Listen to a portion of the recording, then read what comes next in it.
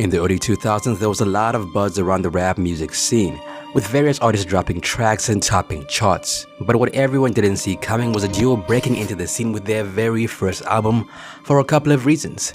First, the group was from Orlando, Florida.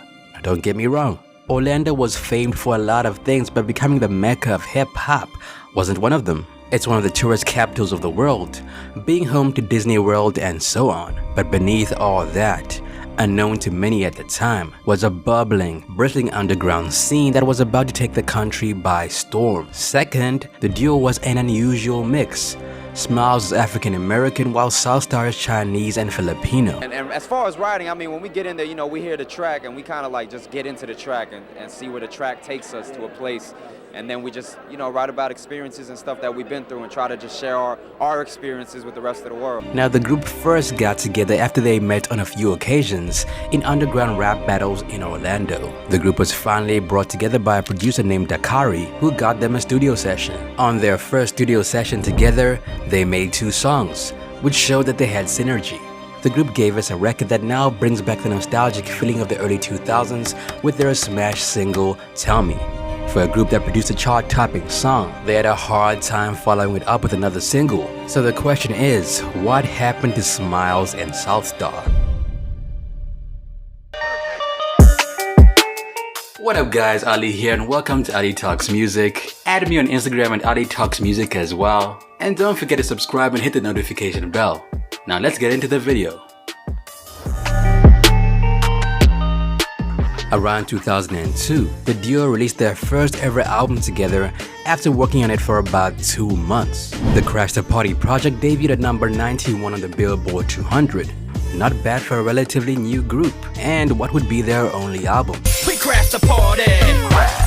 We crash the party! The rest of the songs on the album may not have enjoyed as much success as their smash single did, but they held their own as fans later got to appreciate the efforts put into the songs and would eventually sing along to most songs on the album. The album was released via Artist Direct, with most of the production handled by Darari. The only track on the album to have been produced by someone else was done by DJ Nasty and LVM, which coincidentally was their only successful single. Undoubtedly, Tell Me, which was a sample from Diana Ross and Marvin Gaye's song Stop, Look, Listen to Your Heart, is the legacy the duo has in the music industry. Tell Me was the second single released from the album and enjoyed the most success and heavy airplay. Being the only successful song by Smilez and Southstar, it earned them the moniker of a one-hit wonder.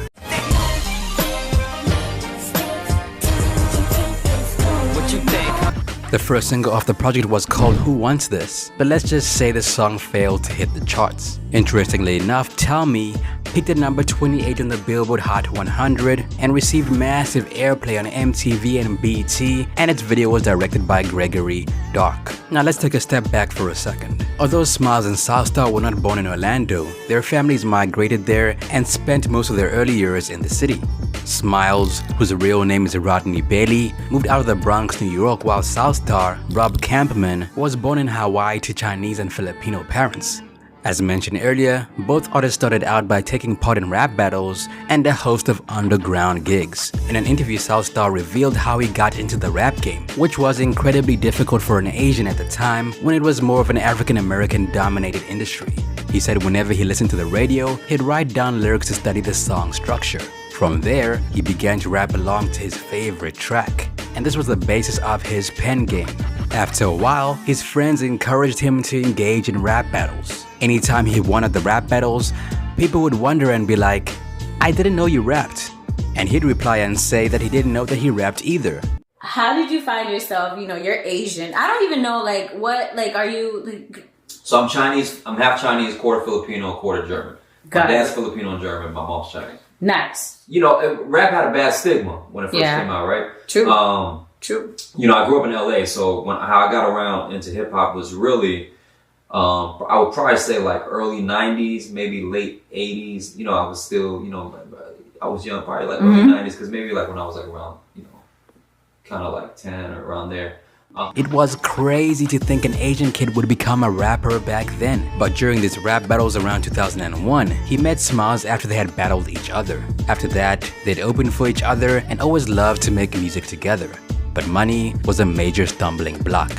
Enter Darari. Darari is originally from England, but he moved to the US for a chance to work with O-Town and NSYNC, and with the Backstreet Boys. Darari was looking to try his hands on rap, so he moved to Orlando, and the first set of guys he was intrigued by was Smilez and Southstar. Smilez first met Darari at a music store where they hooked up, and he freestyled for him, much to Darari's admiration. Similarly, Southstar knew Darari before the rap battles. He lived in the same apartment complex as Darari and often played basketball together. Soon enough, Southstar dropped a few bars for him and noted him down as one of the rappers he'd love to work with. And, I used to do battles. Smilez did battles, but we also like performed and opened up whenever artists would come through. And we both just started out just doing our own thing, man, just because, we love hip hop and we got into, making music, at first just being a rapper, then eventually learning how to make music and be an artist. And we used to just always run into each other and do at shows or at events. And we literally will always just be like, man, we got to get in the studio and do something, because we were kind of fans of each other and really enjoyed each other's music.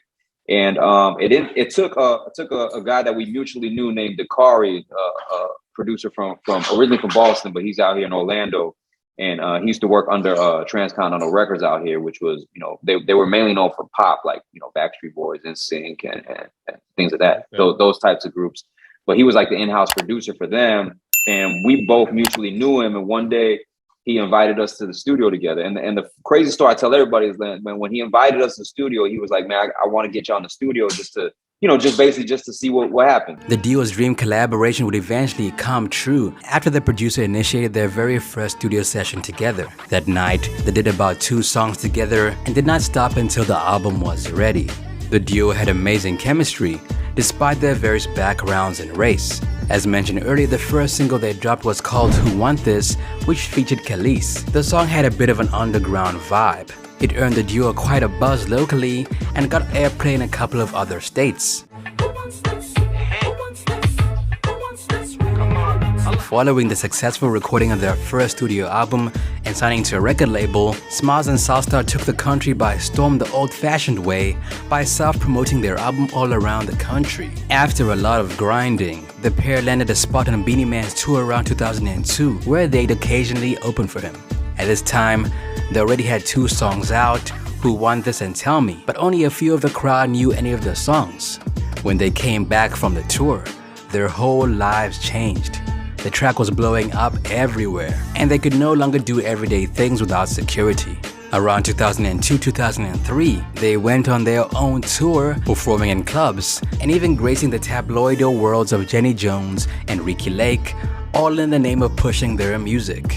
The third single off the album was called Now That You're Gone, and on the song, Smilez talked about the death of his mother, and Southstar spoke about the death of his son, Malik. Dear mom, I know you're proud, your son's doing good, but I returned it all for just one hug. Your oldest son and daughter, they doing good. We all sticking together like we should. 1999, I lost my son. That day I felt I lost my mind. Victim of a stillbirth, man, it's still hurt. Until this day, memories still lurk. All seemed to be going great for the duo, but they seemed to have been carried away by the fame and money, and they did not put out any more tracks. I believe, like the first album it was a lot of partying, we was definitely in the club. But now, we've both been through a lot of things, and we're just talking about experiences that we've been to and things that we've seen. So that's basically what the next album is going to be about.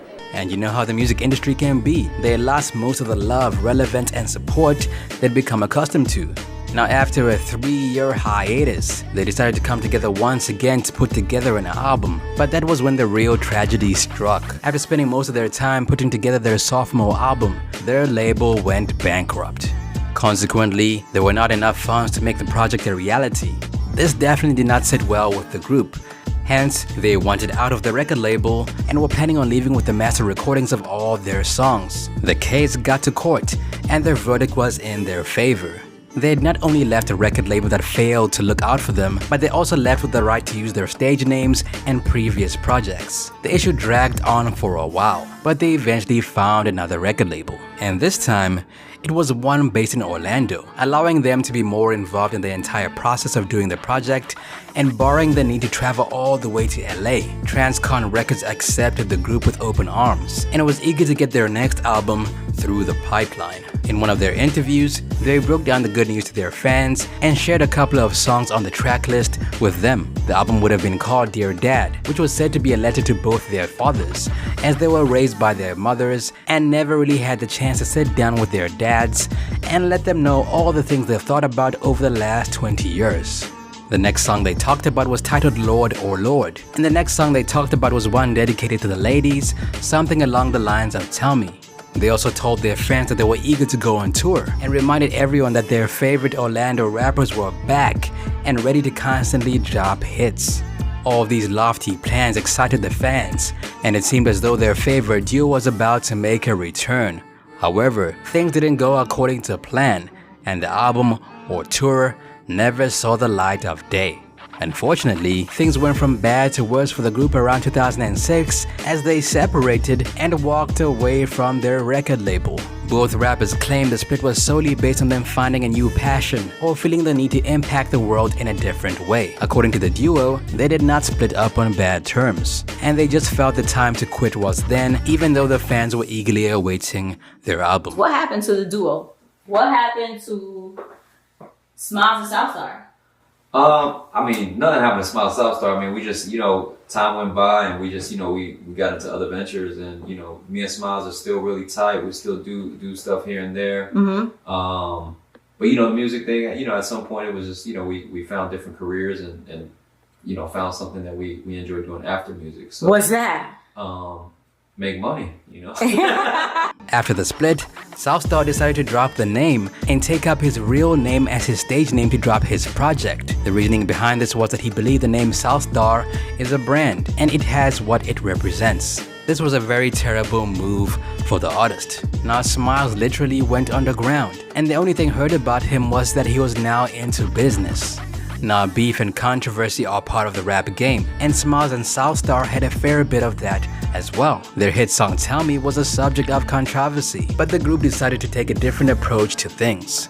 You see, Smilez and Southstar weren't the first people to use the sample by Diana Ross and Marvin Gaye. Before they sampled the song, 50 Cent had sampled it in his song Ghetto Quran. So, after they did their track, Ja Rule wanted to jump on the wave by releasing his own version of the sample, and he featured Ashanti on the song titled Mesmerized. Girl, your stare, those eyes. To the loyal fans of Smilez and Southstar, there was nothing mesmerizing about this new song by Ja Rule, as it sounded too similar to Tell Me and was released in the same time period. However, the group refused to be dragged into beef. They had a lot of respect for Ja Rule and felt that since they sampled the same track, there were bound to be similarities in the sound. In an interview they had, they stated that they were cool with it and that the fans wanted to create a beef when there was none. None of the parties involved ever came out with a lawsuit, and the issue was buried as quickly as it surfaced.